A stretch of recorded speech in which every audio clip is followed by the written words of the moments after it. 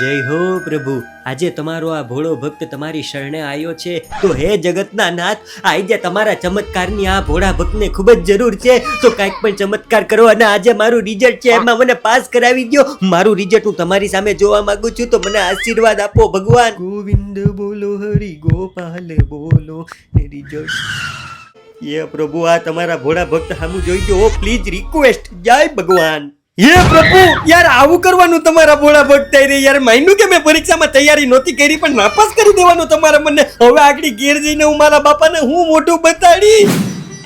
શું કે બેટા મંદિરે રિઝલ્ટ જોવા ગયો તો શું થયું? હા પપ્પા, હું મંદિરે રિઝલ્ટ જોવા ગયો તો ત્યાં ગયો, પછી ભગવાનના દર્શન કર્યા અને પછી રિઝલ્ટ જોયું. પેલા મારી વાત આખી સાંભળજો પપ્પા, ડાયરેક્ટ એક્શન ના કરી લેતા તમે યા પપ્પા, પ્લીઝ રિક્વેસ્ટ. ઈ તો વળી શું છે તું આમ બોલે? દિલથી કહું છું પપ્પા, હું નાપાસ થઈ ગયો. હા બસ જો ત્યાં મારા પણ આવા જ રિએક્શન હતા. હા, હું નાપાસ થયો પણ મારી આખી વાત સાંભળી ગયો.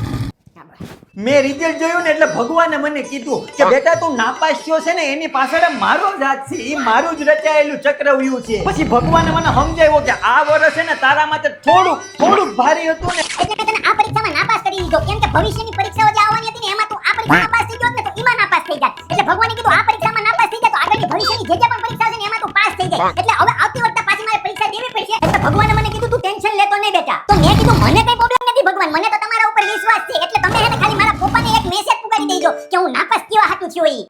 હા બાબા, હે?